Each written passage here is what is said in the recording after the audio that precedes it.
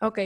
El tema que vamos a trabajar esta semana corresponde al segundo tema del parcial. Este tema que vamos a revisar se conoce como pasado perfecto, past perfect, y tiene el siguiente objetivo. By the end of the session, the student will use the past perfect to express activities that he, she had done when another event occurred. A grandes rasgos, ustedes al término van a poder expresar aquellas actividades que ustedes realizaron en algún momento en el pasado cuando ocurrió otro evento. Imaginen que este tiempo es para hablar de una actividad del pasado que fue incluso antes de un pasado, o sea, como doblemente pasado, si dijéramos algo así. Entonces, este tema comúnmente se utiliza para relatar anécdotas. Ustedes van describiendo, es que yo había estado, no sé, durmiendo cuando llegó la persona y me dijo que se escuchó la ambulancia y ya empiezan a relatar toda la anécdota. Esto es el tiempo, o este es el tiempo que empleamos para hacer ese tipo de relatos. Entonces, aquí en cuestión de la teoría, ¿qué dice? Que el pasado perfecto es un tiempo empleado para hablar de las diferentes actividades que ocurrieron en el pasado y tiene 3 usos.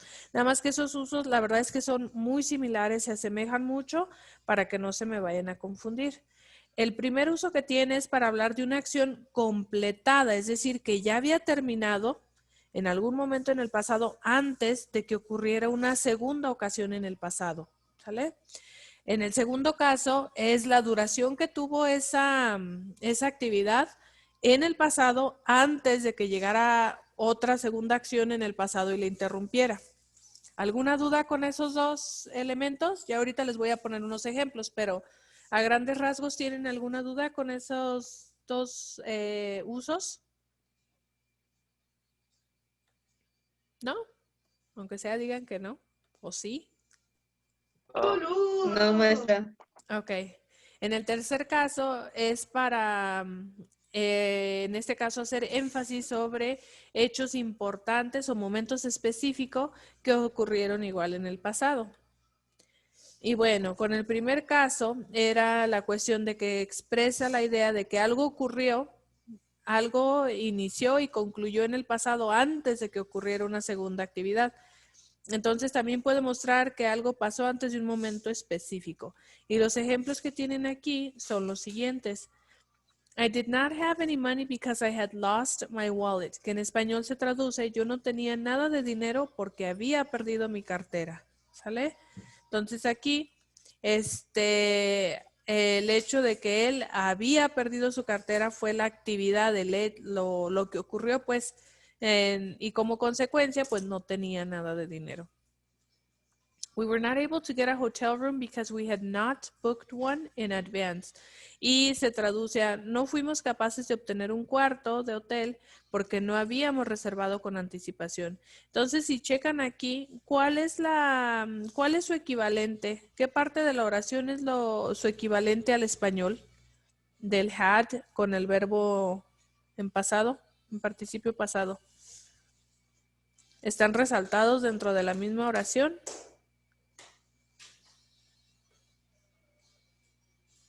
Chicos.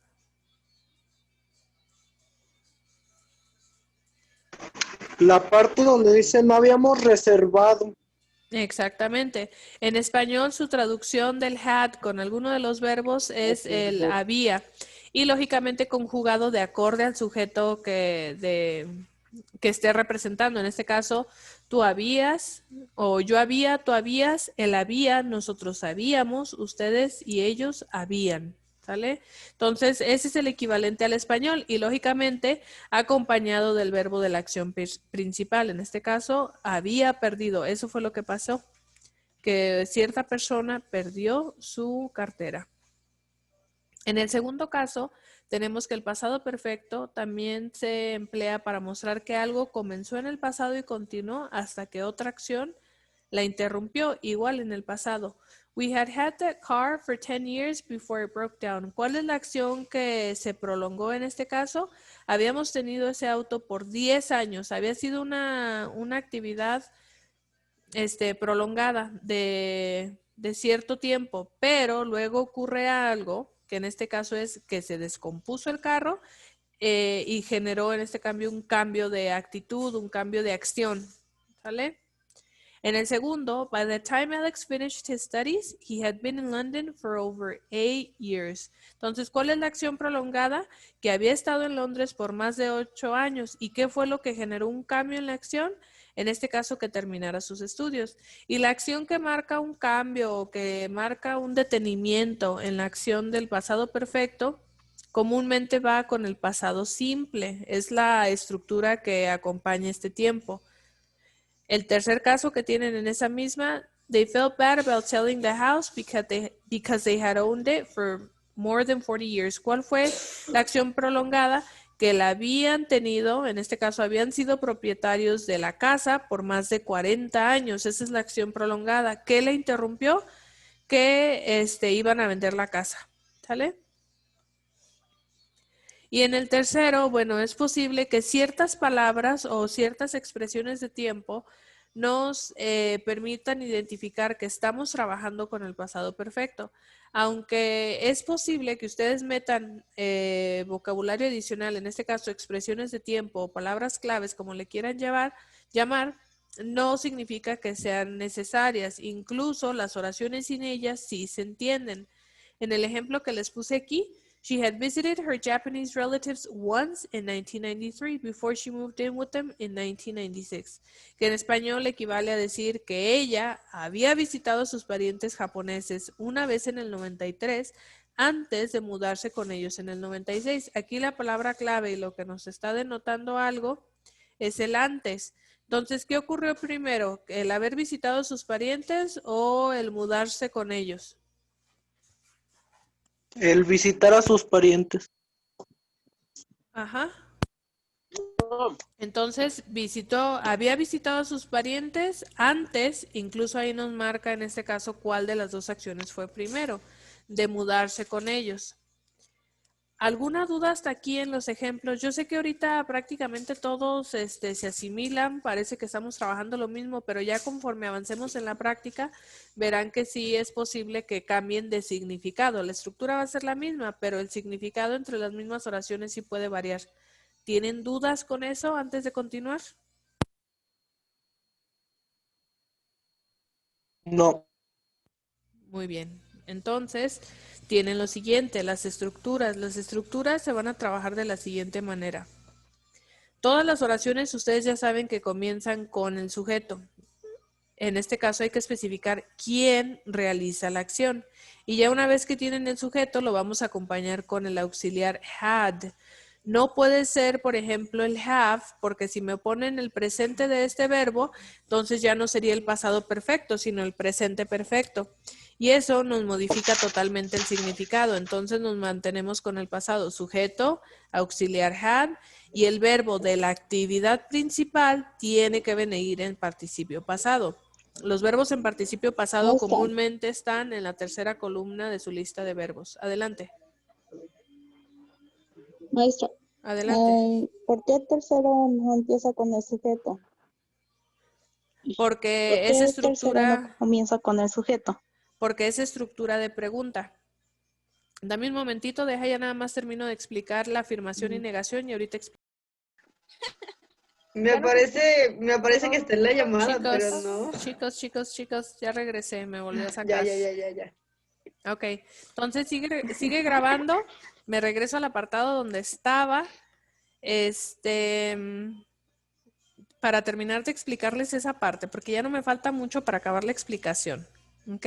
Entonces estaba explicando la estructura de la afirmación, era sujeto, el auxiliar had en pasado, el verbo de la acción principal en participio pasado, que es de la tercera columna de su lista de verbos, y el complemento de la oración.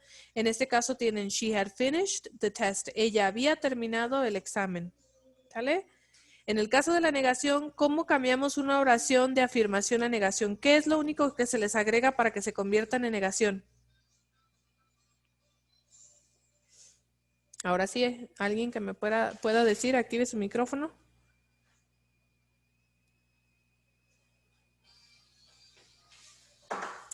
Con uno que participe es más que suficiente. ¿Cómo El cambiamos? not o el... Con el not. Exactamente, lo único que cambia una oración de afirmación a negación en cualquier tiempo verbal, sin importar la estructura, es la palabra not.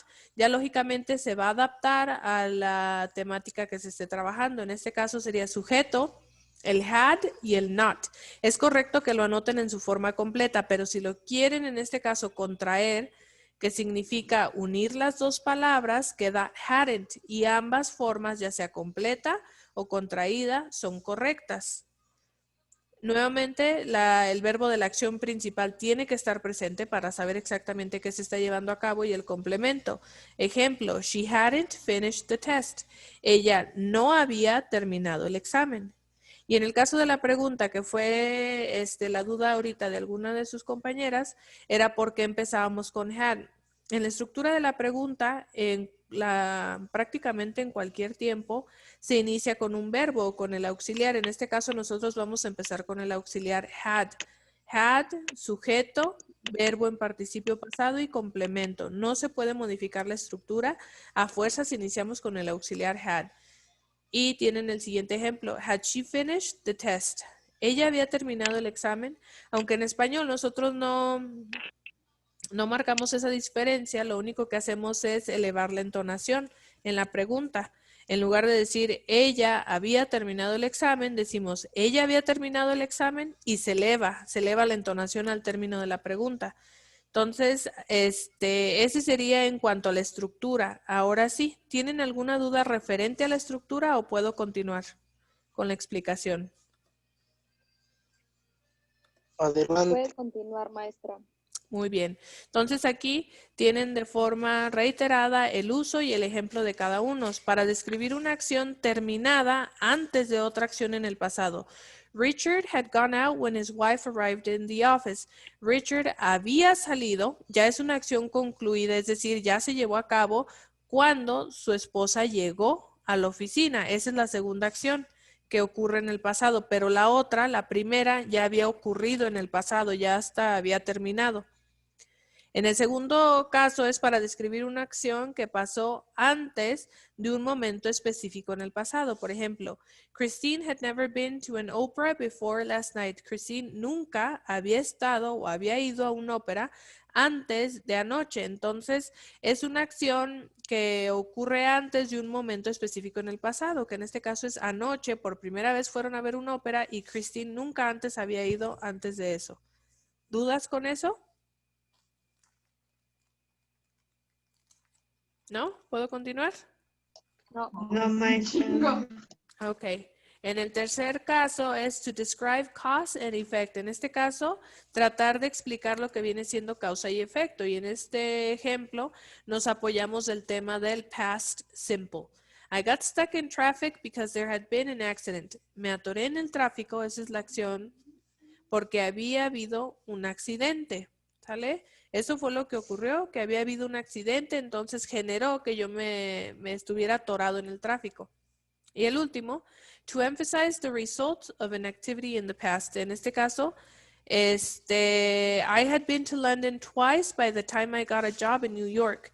Aquí es enfatizar el hecho de que ya había estado en Londres 2 veces para cuando él se cambió a su trabajo en Nueva York. ¿Alguna duda? No. No. Bueno, para este tema, las palabras claves que vamos a emplear son adverbios, entran en esa categoría. Y esos adverbios son always, esto que tienen aquí. Always, only, never, ever, still, just. Todos y cada uno de estos se van a posicionar después del auxiliary had, como lo que tienen en este ejemplo que de Christine. Christine had never been. Christine nunca había estado, es lo que dice la oración. En español, pues no respeta el mismo orden de palabra, pero en inglés la estructura sí va a generar que las palabras claves se posicionen después del had. Y su equivalente al español son lo siguiente. El always representa siempre, el only solamente o únicamente, el never nunca y el ever es el que vamos a emplear únicamente para preguntas y significa alguna vez. El still, todavía. And just. Just que significa justo, cuando la empleas para decir justo terminé la tarea, es decir, que acaban de terminar las tareas.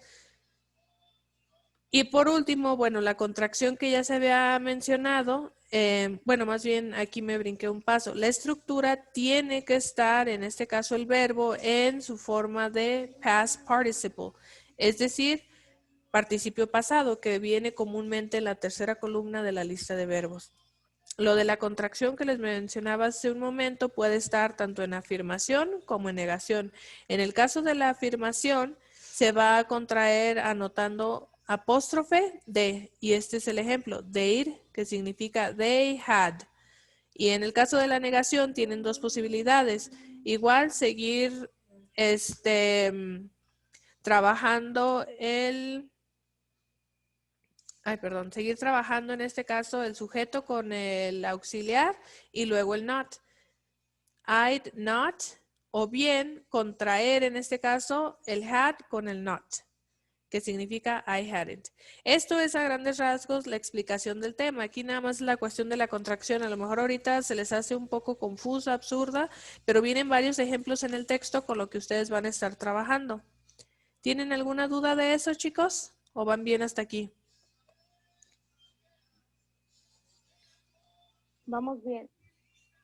Vamos bien. Muy bien, entonces, les reitero, este tiempo verbal comúnmente se utiliza para relatar anécdotas y eso es con lo que vamos a trabajar. La lectura del día de hoy se va a trabajar con anécdotas. Entonces dice lo siguiente. Exercise 1. Read the following text and answer the questions in complete sentences. Las respuestas de favor en oraciones completas. Y dice la número 1. By reading only the title, what do you think the text will be about? Leyendo únicamente el título, ¿de qué creen que vaya a tratar el texto? Su título es este, One of Those Days. ¿Qué significa en español?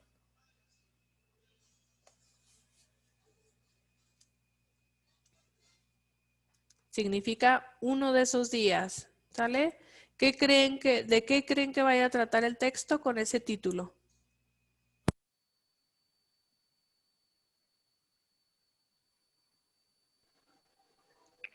Sí. Pues a lo mejor de una salida, ¿no? Un viaje, quizás. ¿Ok? Todo es aceptable. Esto ya es personal, lo que cada quien considere que va a encontrar en el texto. En el segundo, have you ever had a terrible day? ¿Qué están preguntando? ¿O qué se está preguntando, mejor dicho? ¿Alguna vez has tenido un día terrible? Y ya cada quien va a responder de forma personal. Entonces tienen aquí el texto, lo van a leer, es la anécdota de una señora ya grande, y pues ella va relatando todo lo que le sucede en un día en específico. Entonces, les voy a pedir lo siguiente. La indicación es que antes de leerlo, van a contestar las dos preguntas que revisamos ahorita. Y después de esas preguntas, y todavía antes de leerlo, se van a ir hasta el apartado final de sus antologías y viene este link. Este link es un video de la señora platicando su anécdota. Entonces, antes de que lo lean, quiero que lo escuchen y que ustedes traten de entender de qué trató el texto, de qué trató su anécdota. Ya con lo que ustedes sí no comprendieron, entonces sí, leen el texto o en este caso la transcripción del video y ya contestan las preguntas. ¿Queda claro?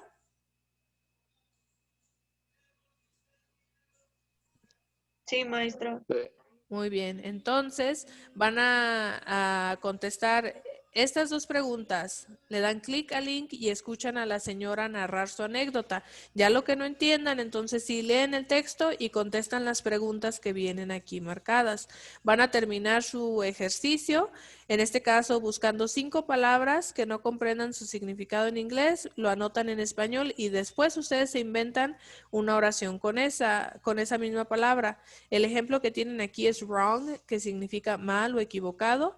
Y la oración es, I called the wrong person to fix my car. Llamé a la persona equivocada para arreglar mi auto. ¿Alguna duda, jóvenes?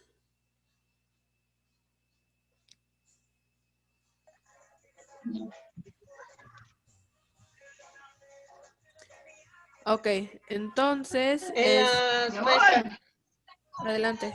en las dos primeras preguntas solo vamos a responder sí o no. Chicos.